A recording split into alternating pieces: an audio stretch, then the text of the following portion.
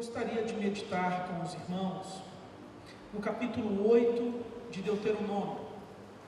Deuteronômio, que é o último livro do Pentateuco.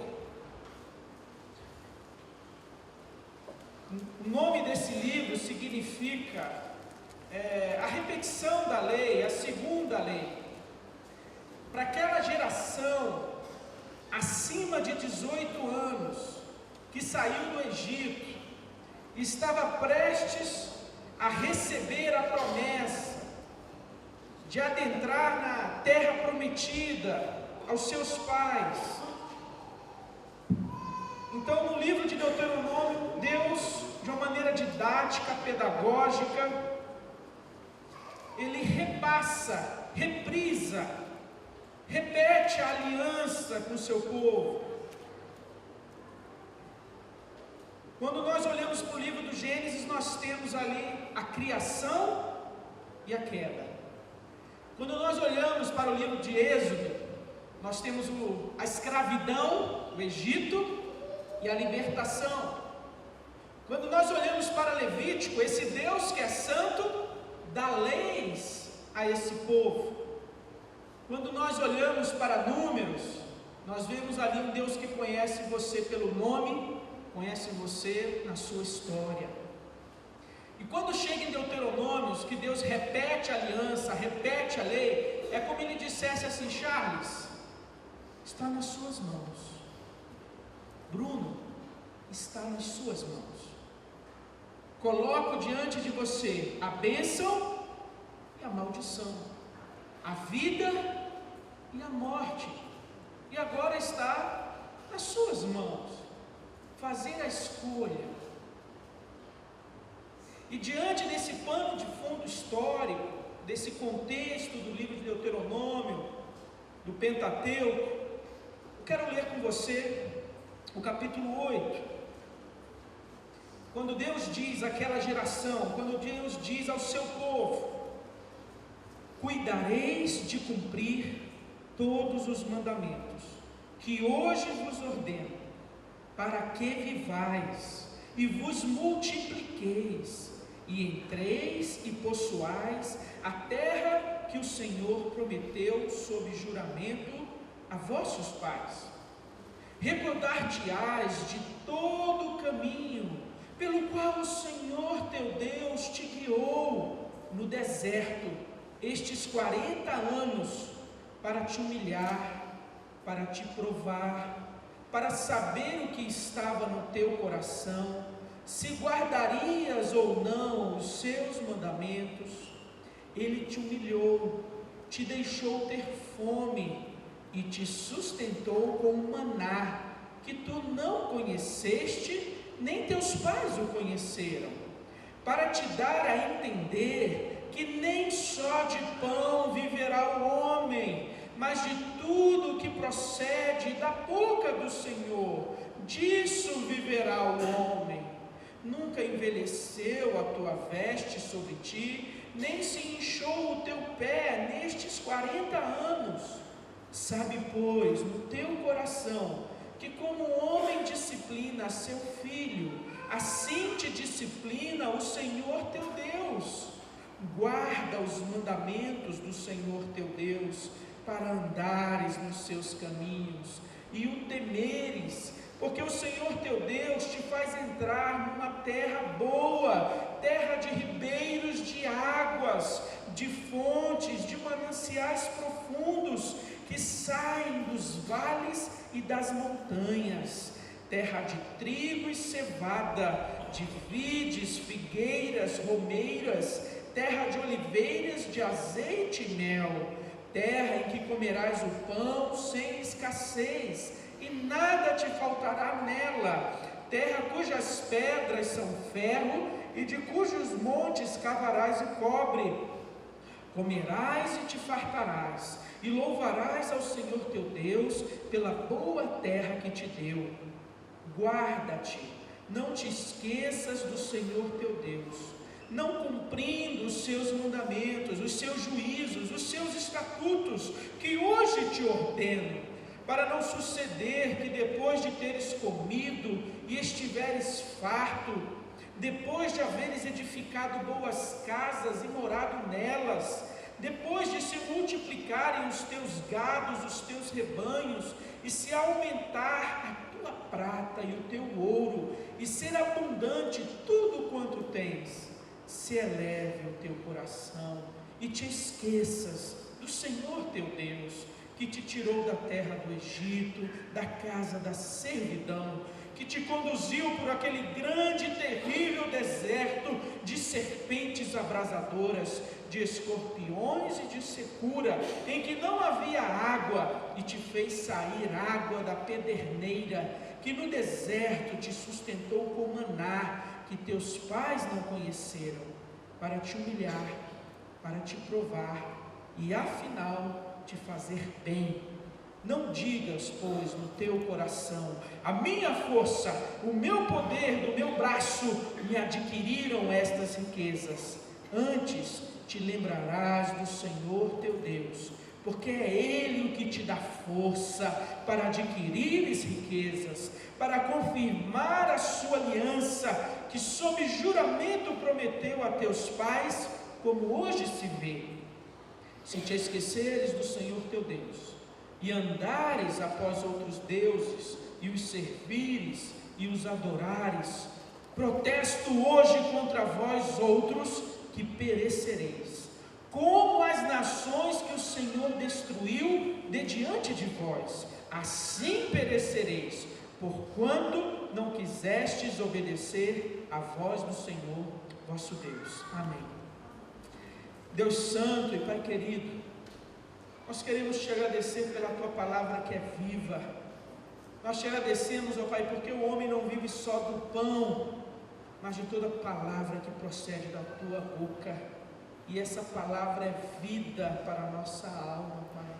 Por isso, abre os nossos ouvidos, abre os nossos olhos, os nossos corações, para que possamos compreender a verdade e os princípios aqui contidos, ó Deus, e que nós possamos andar no Teu caminho, na Tua vontade.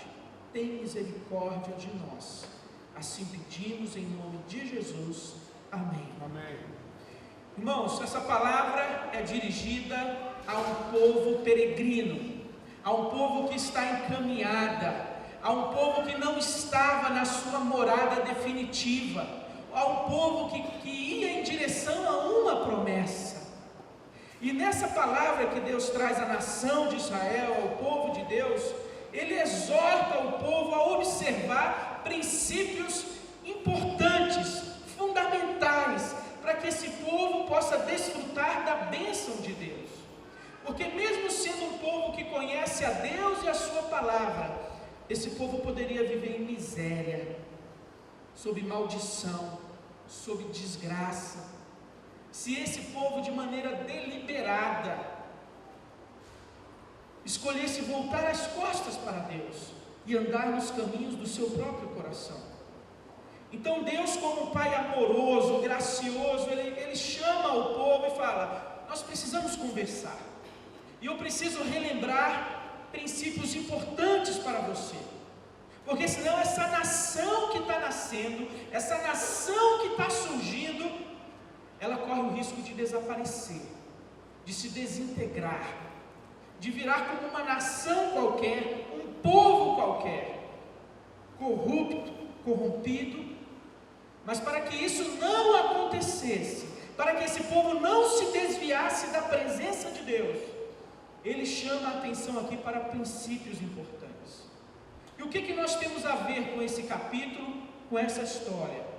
Que nós hoje somos o povo de Deus. Nós hoje também somos peregrinos. Aqui não é a nossa pátria, aqui não é a nossa cidade definitiva, o nosso lar. Nós estamos a caminho de... Nós estamos a caminho de alcançar a concretização da promessa de novo céu e nova terra, onde as lágrimas serão enxugadas, onde não haverá violência, injustiça nem fome, onde o Senhor irá voltar com grande poder e glória, para exercer juízo e justiça, para trazer restauração. Nós aguardamos novos céus e nova terra. Esse esse não é a nossa morada definitiva, o nosso lar definitivo? A semelhança do povo de Deus no Antigo Testamento, nós também somos peregrinos, nós também esperamos a concretização de promessas, nós somos o povo de Deus. E os princípios que eram verdadeiros, importantes e válidos aqui, continuam sendo hoje. E muitas pessoas desanimam e caem durante essa peregrinação, porque elas não estão alertas aos perigos que nos rondam.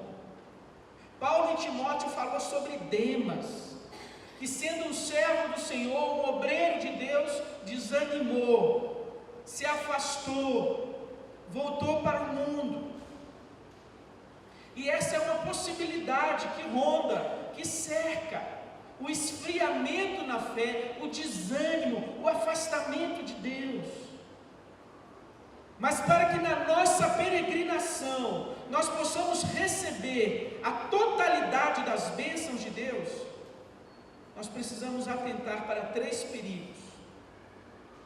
E o primeiro perigo é da gente esquecer quem é Deus, da gente esquecer da nossa história com Deus, aquilo que Deus realizou e fez na nossa vida. E ele chama a atenção aqui, ele fala: recordar-te-ás de todo o caminho pelo qual o Senhor teu Deus te guiou. Ele diz ainda: guarda-te, não te esqueças do Senhor teu Deus. Ele fala, para que não se eleve, se orgulhe o teu coração e te esqueças do Senhor teu Deus. Em 3 versículos, ele enfatiza e repete a possibilidade que existe da gente esquecer por onde Deus nos guiou, a história que nós temos ao lado de Deus, os feitos e a obra de Deus na nossa vida. A gente tem perdido isso um pouco nos nossos cânticos, os cânticos modernos. Os cânticos modernos falam da nossa adoração, do nosso sentimento, da nossa alegria em estar na presença de Deus. Mas a gente canta pouco hoje os feitos de Deus, a obra de Deus, os atributos de Deus. Quem é esse Deus? A quem adoramos, a quem celebramos, o que Ele fez na história como Criador e Redentor. Primeiro perigo é nós esquecermos quem é Deus e esquecermos dos seus feitos, esquecermos das suas obras.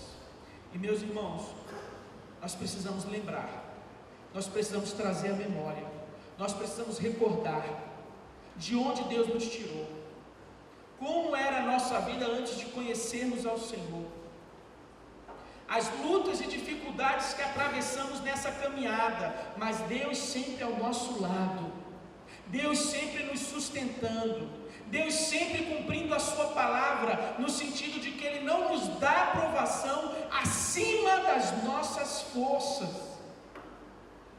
E por isso, no momento de choro, de tristeza e lamento, Jeremias disse: eu quero trazer à memória aquilo que me dá esperança. Meus irmãos, um povo sem memória é um povo que perde a sua missão, que esquece o seu propósito. Para que Deus nos colocou aqui? Para que Deus nos salvou em Cristo Jesus? Para quê? Apenas para nos livrar da condenação eterna? Esse era o único objetivo de Deus ao salvar a sua vida? Mas Ele te deu uma missão, Ele te deu um propósito de vida: ser discípulo de Jesus, ser um embaixador, ser uma testemunha do Senhor. E quando a gente esquece os feitos de Deus, a gente esquece a nossa identidade, a nossa nova identidade. A gente esquece o nosso chamado e a nossa missão.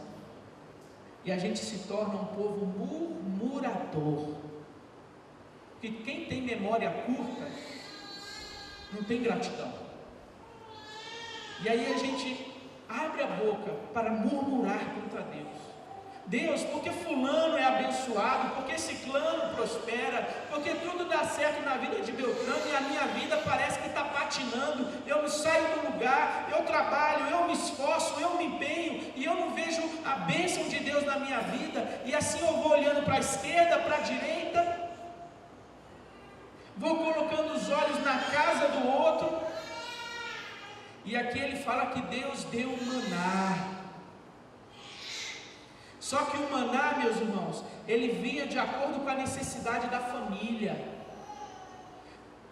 A família não deveria pegar o maná para a semana inteira, porque ele ia estragar, ele ia apodrecer, ele ia cheirar mal, ia cheirar incredulidade e desobediência. O camarada estava lá e ia falar: estou sentindo um cheiro de incredulidade vindo da tenda de Isaac. O maná apodreceu, mas sabe por quê? Porque ele não crê que Deus vai dar todo dia. Ele quer a segurança de olhar lá na despensa dele e ver maná para a semana inteira. E Deus falou: não, pegue o do dia, o pão nosso de cada dia. Não foi a oração que Jesus nos ensinou? Ele não nos ensinou a orarmos pelo pão do mês, do ano, mas a nos contentarmos com a provisão para aquele dia. E assim Deus deu o maná, e ele era de acordo com a sua necessidade, de acordo com o manequim da sua família, como pregou certa vez o pastor lá, Bienio aqui, pregando em Josué, quando ele falou do maná que estava na arca, e ele fez referência daquele maná como a provisão de Deus, o pão vivo que desce do céu. Então esse negócio de olhar para a casa do vizinho e ver as bênçãos de Deus sobre a vida dele, meu irmão, isso é frustrante, isso vai matando a sua alegria e a sua paz, isso vai deixando você amargurado, azedo. Ao invés de olhar para a casa do vizinho, para a vida do irmão, olha para trás, e olha o que Deus fez na sua história, olha como Deus bondosamente te sustentou, te livrou, te guardou e te trouxe até aqui. O que Deus está dizendo para esse povo de Israel é que o mesmo Deus que cuidou até o dia de hoje, Ele há de cuidar daqui em diante. Esse mesmo Deus que cuidou durante o deserto, Ele há de cuidar da além do Jordão, em Canaã. E não importa se lá tem gigantes, exércitos bem treinados, o Senhor vai contigo. E muitas vezes o deserto na nossa vida, ele se prolonga, porque nós não cremos no poder de Deus. A jornada do povo, inicialmente, não era para 40 anos, era uma jornada mais breve, era uma caminhada mais rápida à terra prometida. Mas o que aconteceu? Moisés mandou ali os espias, eles voltaram com seus relatórios, e apenas Caleb e Josué falaram: olha, realmente tem gigantes, é verdade, mas Deus está conosco, e Deus vai nos entregar nas nossas mãos. E você lembra o que quase aconteceu com esses dois? Quase foram apedrejados. E o povo começou a falar: Moisés, para que você nos trouxe para morrer nesse deserto? Por que você não nos deixou lá como escravos, amassando barro e fazendo tijolos? Olha o tamanho da ingratidão, olha o tamanho da incredulidade. E é a geração que atravessou o Mar Vermelho, é a geração que viu sair água da rocha, é a geração que viu cair o pão do céu, mas quando se viu diante de gigantes, murmuraram contra Deus, e por isso eles morreram no deserto, por isso eles não alcançaram a concretização da promessa. Aqui em Deuteronômio 8, nós temos a segunda geração, aqueles que tinham de 18 anos para baixo, que eram adolescentes e crianças. Foram esses que tiveram a alegria de colher as azeitonas, as romãs, as uvas. Eles que foram plantar e colher na terra da promessa, porque os seus pais foram sepultados naquele deserto, porque foram ingratos a Deus, porque se esqueceram da bondade e do poder de Deus. Meu irmão, 2015 pode ser um ano muito mais abençoado na sua vida. Você pode desfrutar de mais satisfação na sua caminhada com Deus, de mais alegria, se você desenvolver o hábito e o costume de recordar, de relembrar quem Deus é na sua história, na sua vida, e conte isso aos seus filhos.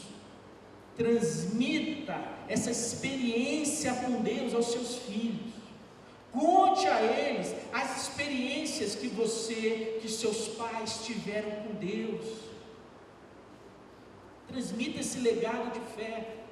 Ao final do ano, reúna a família, faça um culto especial na sua casa, um culto doméstico especial, onde você vai apontar as bênçãos e vitórias do ano que termina, as lutas e dificuldades, de como Deus abençoou e agiu naquelas circunstâncias. Nós precisamos de memoriais, nós precisamos de lembretes. Certa vez eu visitei a casa de um professor do seminário, e na estante dele havia alguns objetos diferentes, que você não vê normalmente, para decorar uma sala. Tinha um globo, tinha uma ovelhinha, tinha um ônibus pequenininho. E aí falava: vem cá, vocês não têm nem filhos, né? Era um casal sem filhos. Não dava para dizer que era das crianças, mas o que significa isso aqui? Aí ele começou a explicar, né? O globo, porque o campo é o mundo. O campo é o mundo. O ônibus, porque Deus tem nos chamado para esse ministério itinerante, né? Uma igreja sobre rodas, levando treinamento, evangelização, capelania escolar, esse treinamento para as igrejas através do ônibus.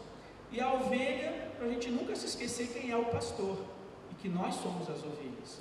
Então eram figuras, né, que tinham um significado e um símbolo, e de maneira interessante dava oportunidade até para evangelismo. Sabe por quê?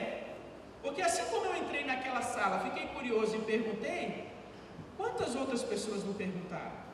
Pessoas às vezes não crentes, e através daquela pergunta se abria uma oportunidade para compartilhar uma fé viva. Nós precisamos de memoriais, nós precisamos refrescar a nossa memória, ser um povo grato a Deus, porque lutas e dificuldades hão de vir, e nós precisamos lembrar quem é o nosso Deus. Mas um outro perigo que nos cerca, que nos ronda, é o perigo de nós desfalecermos diante das provações. E aqui Deus, ao lembrar a história do povo, Ele fala do deserto, que foi um período de humilhação, de provação. E essa ameaça de desfalecer diante das provações, ela é tão verdadeira, que uma geração inteira caiu no deserto. Até Moisés avistou, mas não teve o privilégio de entrar. Desfaleceram, caíram em meio à provação. E aí ele vai dizer no verso 3 ao 5: Ele te humilhou, te deixou ter fome, te sustentou com o maná que tu não conheceste, nem teus pais o conheceram, para te dar a entender que nem só de pão viverá o homem, mas de tudo que procede da boca do Senhor, disso viverá o homem. Nunca envelheceu a tua veste sobre ti, nem se inchou o teu pé nestes 40 anos. Sabe, pois, no teu coração, que como o homem disciplina seu filho, assim te disciplina o Senhor teu Deus. Meus irmãos, a provação é uma realidade na nossa caminhada. O sofrimento é uma realidade nesse mundo. Esse mundo caiu em pecado. Esse mundo foi corrompido, a sua ordem, né, ela foi desvirtuada. Então, de uma maneira natural, haverão enfermidades, doenças, violências, desastres naturais, e isso sobrevém sobre todos. Jesus falou que Deus manda a chuva e o sol sobre os bons e os maus. A assim também as adversidades dessa vida vêm sobre todos.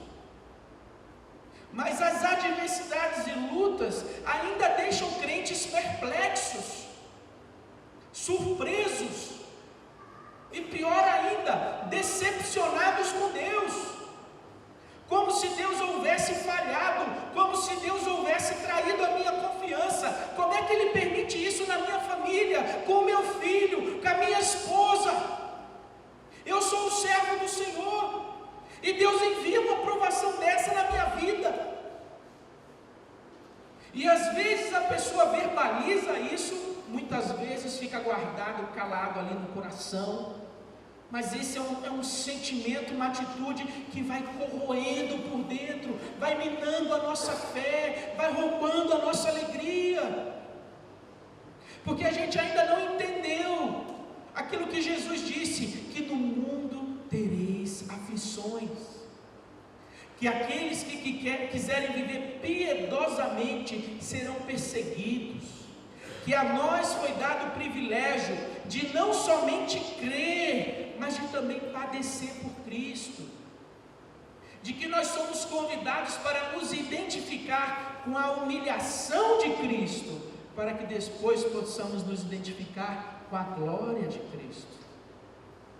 Mas essa é uma parte da vida cristã que as pessoas parecem que querem afastar diante dos seus olhos, diante dessa pregação de que luta e dificuldade e doença é falta de fé, que Ele levou sobre si as nossas dores, as nossas enfermidades. Ele já levou sobre si, meu irmão. Tome posse da saúde, rejeite essa enfermidade, rejeite esse diagnóstico. Em nome de Jesus, tome posse do que é seu, porque Ele levou sobre si as nossas dores e as nossas enfermidades. E assim as pessoas são enganadas. O que Jesus fez na cruz nos garante sim uma vida sem pecado, mas hoje nós ainda pecamos. Mas quando Ele concluir a nossa restauração e redenção, nós não vamos pecar mais. Aquilo que Ele realizou na cruz vai nos garantir sim um estado de saúde perfeita. Isso já foi alcançado na cruz, mas nós só vamos desfrutar disso quando recebermos um novo corpo. Então foi uma bênção conquistada, mas nós só vamos usufruir dessas bênçãos futuramente. Só que os pregadores aí fora pregam isso como que você tem que tomar posse agora, reivindicar agora. É direito meu, é nossa herança, toma posse. E aí sabe o que acontece? Quando o pregador fica enfermo, aí sabe o que ele faz? Ele fala para a igreja que foi fazer um mestrado nos Estados Unidos, foi fazer uma campanha, série de conferências, orem por ele. Que nada, ele foi tratar o câncer, mas ele não pode falar aqui, né? Ele passou 30 anos pregando isso na igreja, e agora? A própria realidade da vida desmente essa teologia de que a nossa vida aqui é um mundo cor-de-rosas. Meus irmãos, a provação é uma ferramenta de Deus. Ele usa a provação para revelar o nosso coração, não que Ele desconheça. Eu desconheço, eu acho que eu sou muito firme, eu acho que eu sou muito crente, eu acho que a minha vida está agradando a Deus e que eu sou santo. E aí Ele manda uma aprovação, Ele manda uma dificuldade, Ele me aperta, Ele me coloca sob o fogo, e aí o meu coração começa a ser revelado na murmuração, na incredulidade, no desânimo, na desconfiança de Deus. Mas Deus já sabia, eu não. E aí, diante dessa revelação, eu falo: Deus, tem misericórdia da minha vida, Deus, me fortalece, Deus, que eu possa atingir mais maturidade, crescimento. Eu estou agindo como se eu fosse um recém-nascido na fé. Mesmo depois de uma caminhada de anos, eu ainda tenho atitudes e reações. Deus, me perdoa, tem misericórdia de mim. E são as provações que nos permitem o crescimento. Mas uma coisa, meu irmão, sofrimento não muda ninguém. Sofrimento não muda ninguém. O camarada passa 20 anos numa cadeia, ganha liberdade, sai, não dá uma semana já está voltando. Não houve mudança, não houve transformação. Então isso não é uma regra, que o sofrimento muda. O sofrimento pode mudar, pode, mas não é que ele vai fazer isso de uma maneira automática. O que é importante diante da provação, da luta e do sofrimento? Quais são as nossas reações?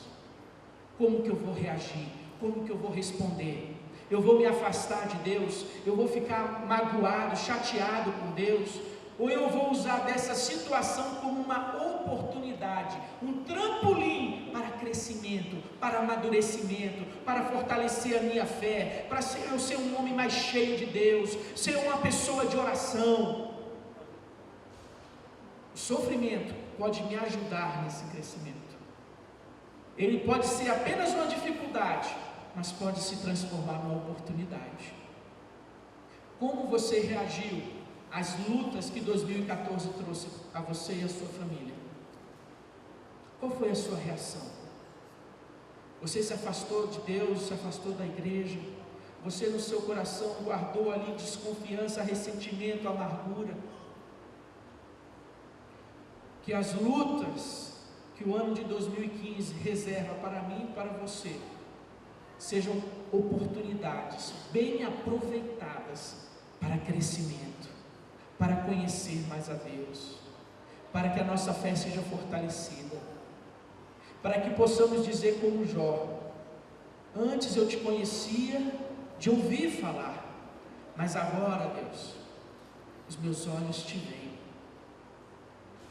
Ao terminar um ciclo de provação, Jó faz uma declaração de fé.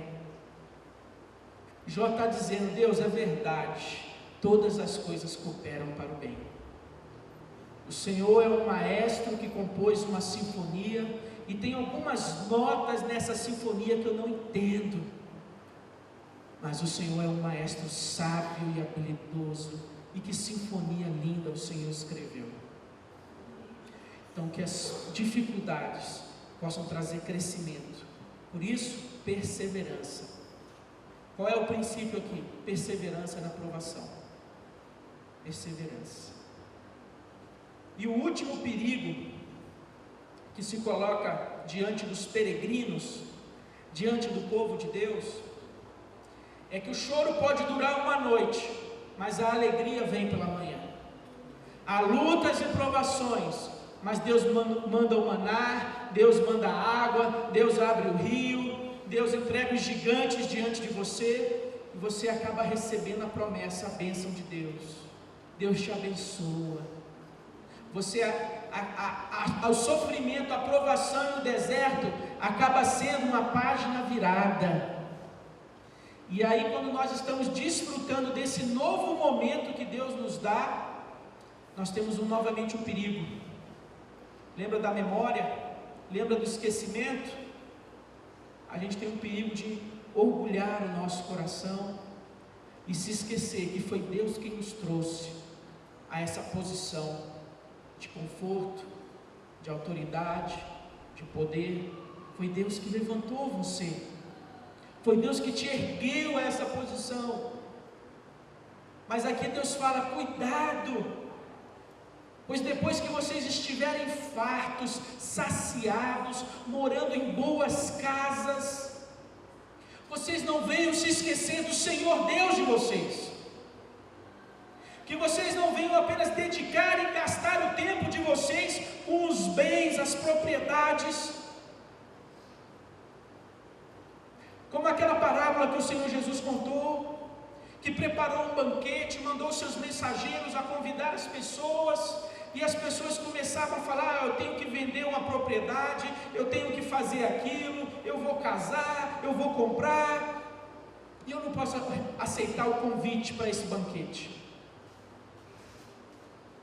E às vezes a pessoa fala: ô pastor, ora aí que eu estou comprando uma chácara, eu estou comprando um sítio, vai ser um lugar lá para a igreja, né? Para os jovens irem lá passar um sábado, vai ser um espaço que está à disposição da igreja. Ora aí para Deus abençoar, para dar certo o negócio. A gente ora, né? A gente pede a Deus. E aí o irmão assina lá a escritura, pega as chaves. E aí você vai ver o irmão uma vez por mês. Porque na sexta-feira ele desce para o Corumbá e só volta de lá, né, no entardecer do domingo. Fala, pastor, cheguei tarde. E assim vai nos faltando tempo, né? O nosso tempo ele vai ser um concorrido, ele vai concorrer com tantas outras coisas, tantas outras possibilidades. A gente pede a Deus que Ele abençoe, que Ele nos faça prosperar, e isso acaba se tornando um obstáculo, um entrave. Aquilo que era para ser bênção se transforma em maldição, porque de certa forma me afasta de Deus, afasta a minha família da igreja, e eu não percebo. Eu acho que está tudo bem, está tudo normal, e Deus chama a atenção do povo: cuidado com a prosperidade. Porque assim como eu envio o deserto, a prosperidade também é um teste. Estou querendo examinar e avaliar o seu coração. Como você responde diante da provação? Como você reage diante da bênção? Quando eu te abençoo, quando eu te faço prosperar, qual é a sua resposta? Qual é a sua reação? Então a prosperidade, ela tem o potencial de nos fazer esquecer de Deus, nos fazer esquecer quem somos, de onde viemos, a nossa origem, fazer esquecer de que nós não vamos levar nada dessa vida, nada desse mundo, tudo vai ficar. O nosso coração ele acaba se apegando às riquezas e aos bens. Eu acabo me tornando improdutivo na obra de Deus. Eu não tenho tempo, não posso aceitar essa indicação para concorrer a um cargo, para aceitar ajudar no ministério tal ou qual da igreja, porque a minha vida é muito corrida, pastor, eu tenho muitos negócios. Deus faz prosperar, e isso às vezes pode trazer a soberba. Eu começo a olhar para o meu irmão, para minha irmã, eu acabo ficando muito sofisticado, e o meu irmão é simples demais. Às vezes a gente se reunia aqui na igreja com um cardápio mais simples, e esse cardápio simples já não agrada, né? Já tem que ser coisas mais elaboradas, coisas mais diferentes. Se a gente vai fazer um encontro de casais, um encontro de família, tem que ser no top do top do top do hotel. Só que poucos podem bancar isso. Então eu preciso entender que na nossa comunidade, né, nós temos pessoas em diferentes condições socioeconômicas, culturais, e isso é uma bênção na vida da igreja, isso é diversidade.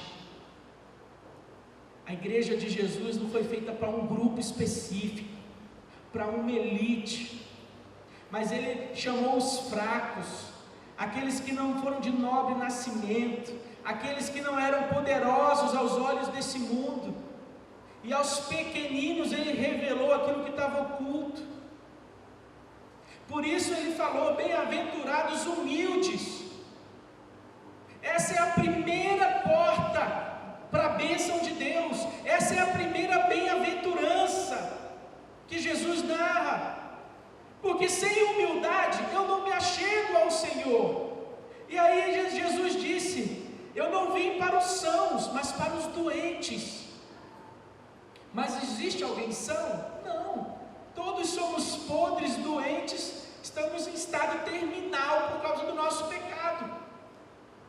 Só que apenas poucas pessoas conseguem enxergar isso, e outras acham que não precisam do Evangelho. Falta humildade. A prosperidade pode me tornar indiferente ao sofrimento do meu irmão. Eu já esqueci como é que é passar por aquela luta, já faz tanto tempo que eu passei por aquilo na minha vida, que me deu uma amnésia. Eu não sei como é difícil, como é triste passar por tal situação, porque eu já virei essa página há tanto tempo na minha vida, e eu acabo me tornando indiferente, insensível à dor e ao sofrimento do meu irmão. Se Deus te faz prosperar, se Deus tem te abençoado, saiba, é para você abençoar a outros. Não é apenas para você reter, acumular e se assenhorar sobre a terra, como dono da terra. Mas é para você compartilhar, para você exercer misericórdia, para você exercer justiça. A justiça social no Antigo Testamento, ela não estava primeiramente na responsabilidade do Estado, mas ela estava na responsabilidade do povo. Cada crente deveria ser misericordioso. Lembra de Boaz e Ruth? Ruth, que era a nora de Noemi, que saíram de Belém, a terra de pão, da casa de pão, mas não tinha pão lá. Olha, na terra prometida, em Belém, não tinha pão. Sabe por que não tinha pão? Porque o povo se afastou de Deuteronômio 8, porque o povo esqueceu Deuteronômio 8, e aí Deus mandou a disciplina, fome. Aí saíram de Belém e foram para Moabe, e ali morreu o marido de Noemi e seus 2 filhos, e lá ficou Noemi, viúva, sem filhos, e voltou Noemi e Ruth para Belém. E quando chegaram em Belém, Ruth foi colher espigas no campo de Boaz, as espigas que caíam no chão. E Deus ordenou, Deus falou na Torá, no Pentateuco, o que cai no chão fica, não pega, para que o necessitado possa pegar. E Boaz, como um homem temente a Deus e piedoso, ele deixou Ruth se alimentar, não morria ninguém de fome. Assim se fazia justiça social no Antigo Testamento. Era uma responsabilidade individual, daquele que teme a Deus. Então, que a ser abençoado por Deus, recebermos a prosperidade de Deus na nossa vida, não nos torne insensível, indiferente àquele que passa por necessidade. Então, terceiro princípio aqui, humildade na prosperidade. Prosperidade é um teste, é uma prova. Deus quer revelar o nosso coração, e o que Deus espera de nós é humildade. O versículo que nós lemos aqui em 1 Crônicas 29, no momento dos dízimos e das ofertas, aquele texto dizia que o poder, o ouro e a prata vem da mão de Deus. É Ele quem dá, é Ele quem te faz prosperar. Eu sou diligente, esforçado, dedicado, aplicado. Tiago diz que toda boa dádiva vem do Pai das luzes. Então, até essas características de personalidade, essas qualidades que você tem, meu irmão, você recebeu, agradeça a Deus. Foi Ele que te fez assim, dedicado, aplicado, inteligente. Tudo que você tem, que você conquistou, foi com a graça de Deus. Foi porque Deus quis te abençoar. Porque se Deus quisesse, você com toda a sua inteligência, com toda a sua dedicação, Ele fechava as portas para você. Eu queria ver você abrir. Eu queria ver você abrir as portas. Mas tem que ser humilde diante de Deus. Esse é o caminho da bênção. Aquele que se humilhar será exaltado. O que Deus faz com o soberbo? Ele resiste. Ele se opõe, ele fica diante da pessoa, um obstáculo diante dela, ele se opõe, ele resiste ao soberbo. É como se ele falasse: você quer tirar uma queda de braço comigo, é isso?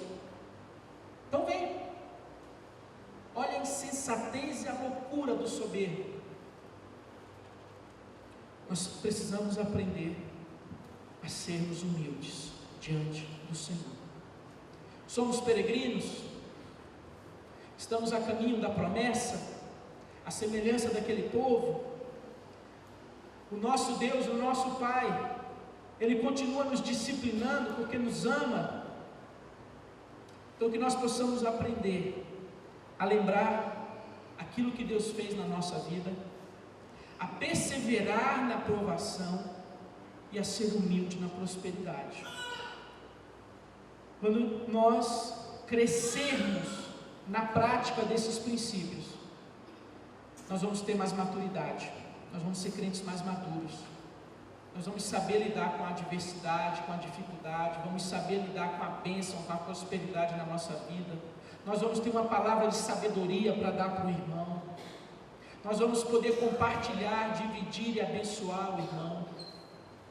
A luz de Cristo vai brilhar na nossa vida, e eu vou ter satisfação em Deus, não nas circunstâncias, não se eu superei o deserto, não se eu entrei na terra prometida, isso para mim não vai ser um fator determinante. A minha satisfação não vai estar nas circunstâncias à minha volta, a minha satisfação vai estar em Deus, que está comigo, seja no deserto, seja na terra da promessa, seja na adversidade, seja na prosperidade. O Deus que cuidou de nós até aqui, o dia de hoje, Ele vai continuar cuidando de nós a partir daqui. Amém? Deus Santo, nós queremos te agradecer, ó Pai, porque essa Tua palavra, ela é viva e eterna, porque ela é alimento e vida para a nossa alma, Pai. Nós não necessitamos apenas do pão material, mas nós sobrevivemos, sobretudo, pelo pão vivo que sai da Tua boca, Deus, a Tua palavra, que nos salva, que nos liberta, que nos dá entendimento. Deus, nós também hoje vivemos cercados por esses perigos, Deus. O perigo de esquecer aquilo que o Senhor fez na nossa história, o perigo de cairmos diante das provações, das lutas e nos afastarmos do Senhor, o perigo de nos orgulharmos diante da prosperidade e nos exaltarmos acima do Senhor. Por isso, Deus, nos ajuda na nossa pequenez, na nossa limitação, que nós possamos sempre recordar, trazer à memória aquilo que o Senhor realizou na nossa história, as lutas e vitórias que nós alcançamos com o Senhor, que ao passar pelos desertos da vida, Pai, que o nosso coração não fique amargurado, que a tristeza não tome conta da nossa vida, mas que a alegria do Senhor seja a nossa força, que nós possamos lembrar que o choro, a luta pode durar uma noite, mas a alegria vem, o maná do Senhor vem, o sustento e a Tua provisão vem na nossa vida. Ó Deus, e quando aprouver ao Senhor nos abençoar, conceder o desejo do coração e nos dar, ó Pai, prosperidade, saúde, que nós não venhamos a nos esquecer do Senhor, que nós não venhamos, Pai, a ficar independentes, autônomos, e pouco a pouco nos afastarmos, nos distanciarmos do Senhor. Deus, nos guarda. Se as bênçãos do Senhor na nossa vida, Pai, forem para nos afastar de Ti, que o Senhor as retenha, que o Senhor nos prepare, que o Senhor nos dê primeiro maturidade, Deus, para depois desfrutarmos das bênçãos do Senhor. Deus, que nós possamos amar o Senhor em primeiro lugar e não as Tuas bênçãos, que nós possamos vir à Tua casa Te adorar pelo que o Senhor é e não pelo que o Senhor dá. Tira do nosso coração qualquer sentimento de barganha, de troca, mas que nós possamos viver uma vida cristã baseada na gratidão, como aquele endemoniado que foi liberto em Gadara, e ele falou: Senhor, deixa eu Te acompanhar, Senhor, deixa eu Te servir, eu quero ir atrás do Senhor, eu quero dedicar minha vida ao Senhor. Que nós possamos te servir, ó Pai, por gratidão, porque o Senhor nos salvou. Nós que não tínhamos alcançado misericórdia, mas agora alcançamos a misericórdia.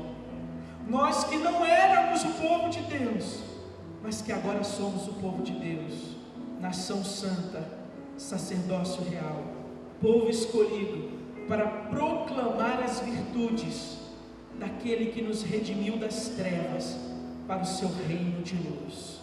Louvado e exaltado seja o Senhor. Nós oramos assim, em nome de Jesus. Amém.